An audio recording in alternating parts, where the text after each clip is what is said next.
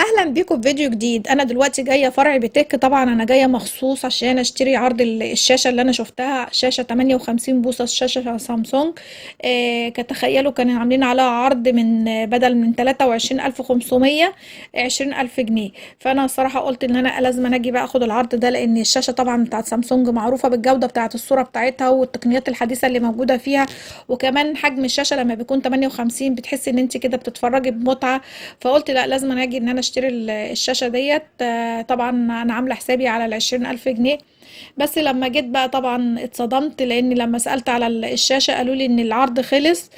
قلت لهم انا لسه مكلمة خدمة العملاء امبارح.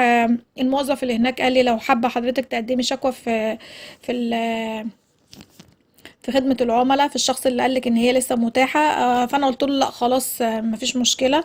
المهم وقفت بقى اتفرج على الشاشات اللي معروضة هناك. طبعا في شاشة سامسونج هناك 55 عاملة 19000، وفي اللي هي ال50 عاملة 17500، وفي انواع كتيرة من الشاشات. بس انا الصراحة جاية وحاطة في دماغي ان انا اشتري اللي هي ال 58 بوصة. فالواحد لما بيكون جاي وحاطط في دماغه ان هو يشتري حاجة معينة، طبعا مش هتقدري ان انت تشتري حاجة تانية، لانك انت بتبقي جايه جاهزه خلاص ان انت هتشتري الحاجه دي. طبعا بتبقي سائله عليها وعارفه امكانياتها ايه وجودتها ايه. المهم وقفت شويه زعلانه، وبعد كده بدات قلت بقى طالما انا جيت بقى بتك اعمل لكم بقى جوله وتشوفوا الاسعار معايا عامله ايه. بدات بقى ان انا اشوف الحاجات، بكل الحاجات اللي موجوده هناك، واركز لكم على الاسعار شويه.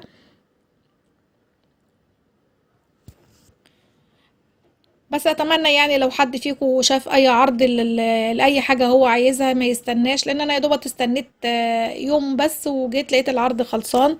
فالصراحه انا اتصدمت لما لقيت طبعا العرض خلص، لانك انت طبعا بتبقي خلاص هيأتي نفسك ان انت خلاص راح تشتري الحاجه ديت، وخلاص كلمتي خدمه العملاء وهم قالوا لك ان هي موجوده.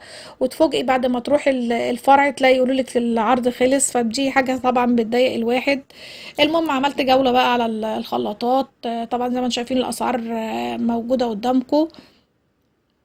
كل دي أنواع الخلاطات اللي موجودة في كل حاجة هناك، في ميانتا، في فريش، في كل الأنواع هناك، وفي كمان مولكس، في كل أنواع الخلاطات موجودة هناك.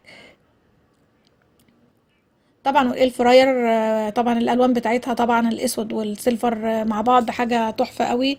الاسعار زي ما انتم شايفينها كده، انا بحاول اركز عليها لان انا ما قدرتش ان انا اسجل لكم هناك، لان طبعا الفرع برضو يعتبر زحمه وانا كمان في وقتها كنت متضايقه جدا طبعا عشان انا ما اشتريتش الشاشه. فقلت بس اديكم فكره بس على الاسعار اللي موجوده هناك، وانتوا تشوفوا لو انتوا حابين تشتروا حاجه. يا ريت تستغلوا فتره العروض وتبداوا ان انتوا تشتروا حاجاتكم، لان فعلا بتبقى في وفر جامد جدا. يعني زي ما قلت لكم ان انا الشاشه كنت شايفاها عليها عرض ب20000 جنيه، ولما رحت قالوا لي العرض خلص كانت ب23500. المهم ان انا هشوف الشاشة في مكان تاني برضو، انا مش هشتري بال23000، انا اكيد ادور على برضو يكون حد عامل عروض تانية. وهقول لكم لو انا رحت مكان تاني هقول لكم برضو ان انا مثلا جبت الشاشة بتاعتي من اني مكان، وهقول لكم ان انا جبتها بكام والعرض بتاع عليها كان قد ايه. طبعا دي كل انواع الكاتلات اللي موجودة هناك في بيتك. زي ما انتم شايفين الاسعار مكتوبة قدامكم. نحاول طبعا كل عروسة بتبدأ تجهز نفسها تحاول تستغل الشهر 12 ده، لان بيبقى فيه اوقات كتير عليها عروض.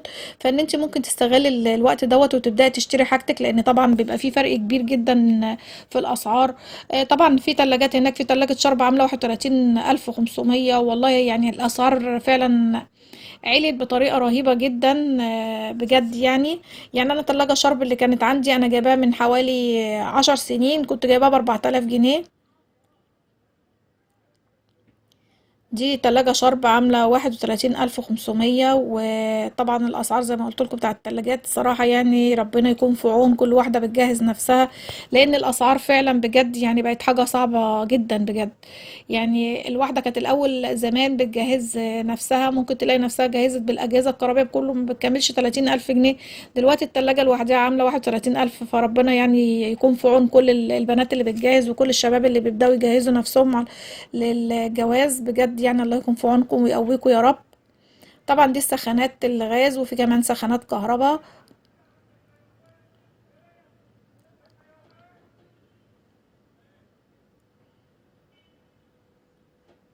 صراحة الواحد اتصدم من اسعار التلاجات، لان فعلا التلاجات اسعارها حاجة صعبة جدا.